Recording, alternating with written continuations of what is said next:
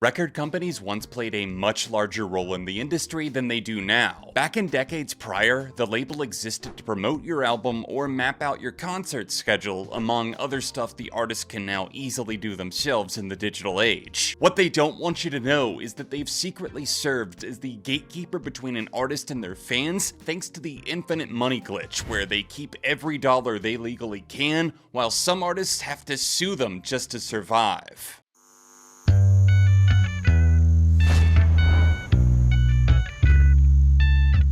Hey neighbor, you're watching SOS. I thought it would be interesting to do a little internet sleuthing to find the grueling stories behind a batch of artists who, instead of getting royally flushed, became royally screwed. Cheeky, I know, but we've got to look for the light when covering these more sinister topics, so if you've got a flashlight handy, shine it down at the like button, press it, then get cozy because we have lots of ground to cover. Don't cry to me if you let me. It's not just the major labels, as Evanescence unfortunately proved the hard way. The Amy Lee-fronted rock and metal outfit were signed to the independent label Wind Up Records in 2001, securing a 3-album deal that ended up becoming a recurring nightmare. Amy expressed her disdain for Wind Up on their final contracted album, taking shots through the songs A New Way to Bleed and Sick from the underpromoted 2011 self-titled LP. While the clues were much more obvious once the lawsuit against her label became public knowledge in 2014, you can easily follow the cookie crumb trail of error messages back to their 2003 debut album Fallen, when they defied both Amy and former member Ben Moody on what songs to promote as singles, in addition to pigeonholing them for what they thought future releases should sound like. Wind Up eventually cut Evanescence loose in 2013, which was a small win, but only a step towards full independence. The legal matter saw Amy Lee seeking $1.5 million USD in unpaid royalties, with her announcing in March 2014 that the affair had finally reached an agreement, and she was again an independent artist for the first time in 13 years. Karma acted quickly for the sinking label, as Wind Up's parent company Concord Music retired their entire division in 2016, while Evanescence went on to re-record and reimagine some of their biggest hits on the album Synthesis as a final middle finger to the place they once called home. If I was your girlfriend, would you let me dress you? I mean, help me got your clothes before we go out. The artist formerly known as Prince wasn't dropping his royal name by choice. The iconic musician captured the hearts of fans worldwide with his blend of funk, R&B, and rock, signing in 1977 to major label Warner Brothers Records, and a unique arrangement that scored the 18-year-old budding star a 3-album deal with a 6-figure payout. Things went swimmingly for the first decade or so, minus them forcing him to cut down his triple albums to double albums, but Warner Bros. Even helped Prince launch his own label imprint in the mid-80s following the global success of his film Purple Rain. Prince was a man of focus, discipline, and sheer will, so damn it all, if he wanted to drop music, he was going to do exactly that in spite of his label demanding that he do the exact opposite with slow, calculated rollouts. Prince officially abandoned his stage name in favor of an unpronounceable syllable as a form of protest in 1993.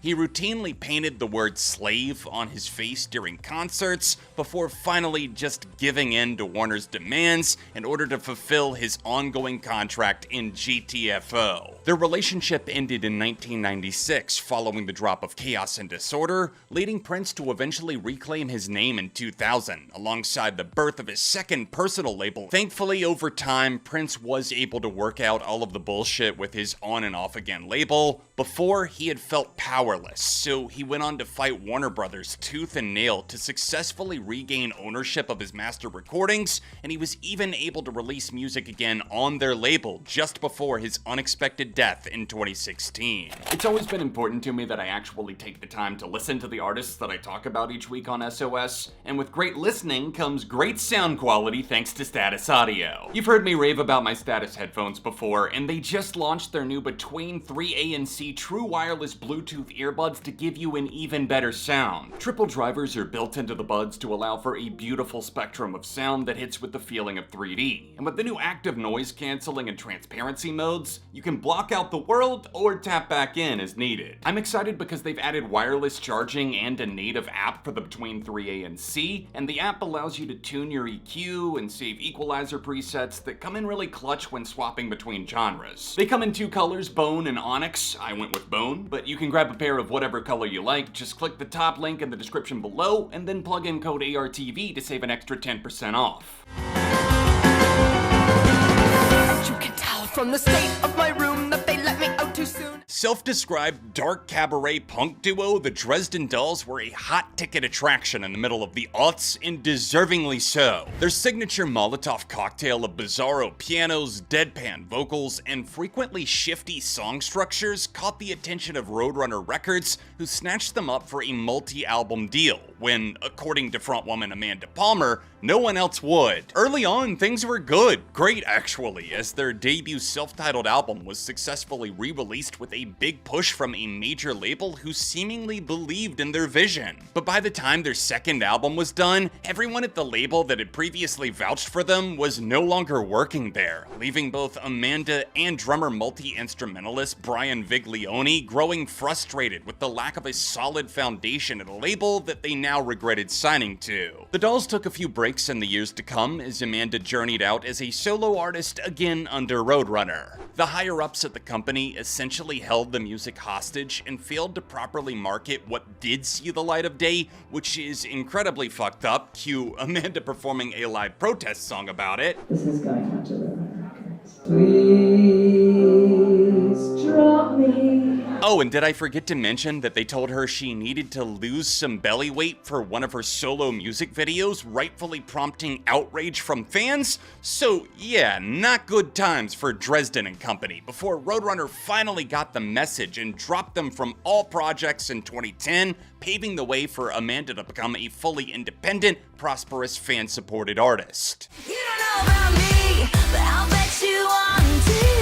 Everything will be alright. Taylor Swift doesn't get sympathy from me for the sake of lost money or anything like that. The woman is practically a billionaire, but ethically speaking, her troubled history with Scott Borchetta and her former label Big Machine Records is too massive to ignore. The world's brightest star swiftly exited her longtime label in favor of Republic Records in late 2018, but it wasn't until the next year that Taylor took a public stand against Big Machine over the lack of control she felt she had over her past music, most importantly, the master recordings. Republic gave Taylor full ownership of her masters, which is what she wanted from Big Machine, not for free, but to purchase them at a high price. Big Machine founder and CEO Scott Borchetta sold her entire catalog of masters to Ithaca Recordings in 2019, which might not sound like anything out of the ordinary, except, as Taylor described on her Tumblr blog, never in my worst nightmares did I imagine the buyer would be Scooter, referring to Swiftie enemy number one, Scooter Braun. This is where I start to disagree with how Taylor handled herself, and I know I'm gonna take some heat, but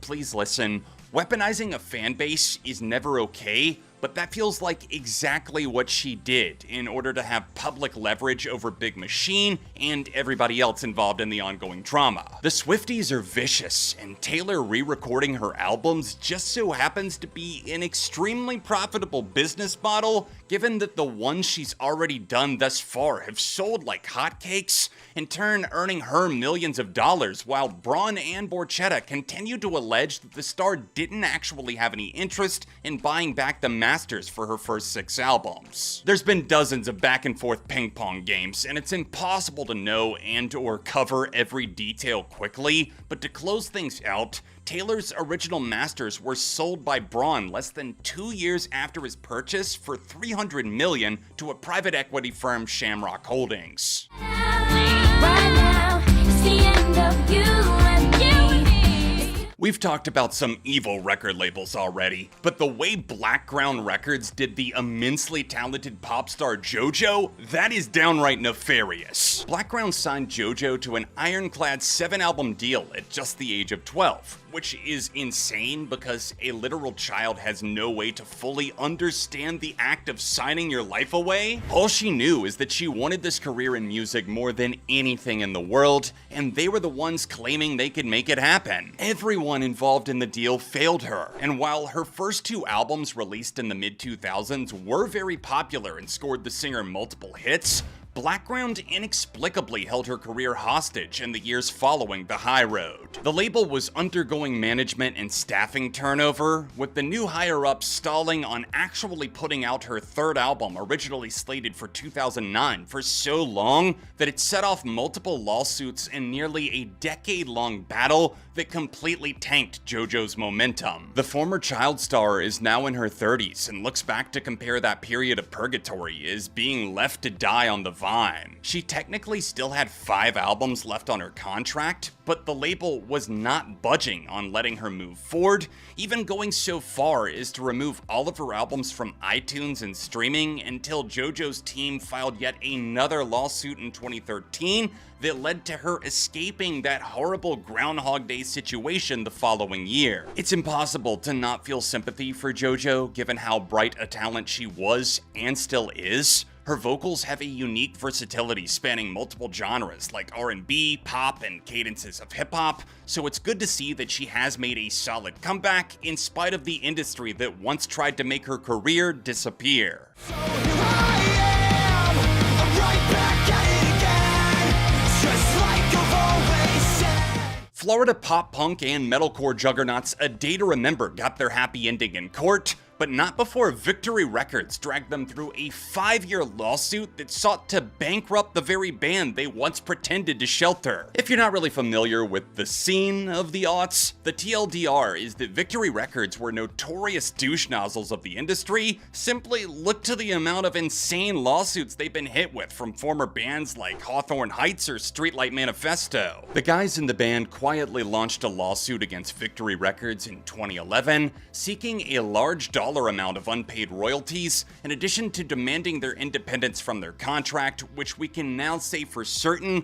the label violated big time. Veiled shots were fired from both sides, but many fans weren't even aware of what was going on. All they wanted was the new album, which at the time the band couldn't legally release, even though it was largely completed in 2012 thanks to Victory holding them up in court. A massive sigh of relief happened as a judge ruled that the group could independently release common courtesy outside of their contract, rolling out what I think is their best album in October 2013 to extremely positive feedback. On November 23, 2016, A Day to Remember took to their social media to announce that Victory Records officially took the L as the jury sided with the band on all but one of the 4 lawsuit focal points after 2 weeks of in-person testimony. Unfortunately, one miracle landed for Victory given that they won the rights to their masters, with the now defunct label's new parent company Concord Music controlling ownership.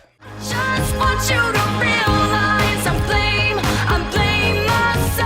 You may have heard the name Sky Ferreira before. She was quite the buzz in the early 2010s as a singer, model, and actress, but through a series of unfortunate events, shall we say, she developed a reputation as hard to work with and hasn't put out an album since her full-length debut 10 years ago in 2013. Sky was and still is a very shy person, but also a perfectionist. These conflicting mindsets are only part of what made her feel caught in between big label bullies and leaving listeners waiting endlessly in the pitch black. Ferreira's dreams of dropping out of school were coming true as she had landed both a record deal and a modeling contract by age 15. Parlophone Records initially scooped up Sky and attempted to mold her image into something of a sexualized girl next door type. And I don't think I need to tell you how not okay that is, given that she absolutely was still a child, and one that had been SA'd multiple times, sadly, at that. Sky's early music was scrubbed from the internet once the deal with Parlophone fell through, with Sky later reflecting, "They said, no, this isn't right, this isn't a hit. I was treated as if I was dumb, I signed a record deal to get out of high school, and ended up in a really big version of it." Another major Capitol Records signed her next, and Sky remains with them to this day, although there is endless speculation and shade being thrown, with fans convinced that her long-delayed sophomore album Masochism is being blocked from release by the label. My honest theory is that Sky Ferreira probably isn't that far off base, but I do understand why Capitol has been so reluctant to finance her recording sessions. For one, they're never ending, with Sky doing hundreds of takes per song with every possible ending, and Capitol is also keenly aware that this is an artist who has written 500 plus songs, only for the majority of them to become not up to Sky's standards. I do have immense respect for the fact that she's unwilling to compromise, even when label heads have told her that she's impossible to market and not as good as she thinks. Sky Ferreira has survived a lot of traumatic events that I'm not getting into here, but at some point, I hope she finds the peace to actually consistently drop music and stop this cold war with her label, because it's been 10 years and we've only gotten a tiny minuscule handful of new songs since the excellent Nighttime My Time. I hope you guys dug the video. A lot of research went into making this episode, so please hit that like button, subscribe for the love of music, and catch up on more episodes of SOS at the cards on screen. Shout out to all my channel members supporting ARTV with a $5 a month pledge. Tap the join button below, and thank you for watching.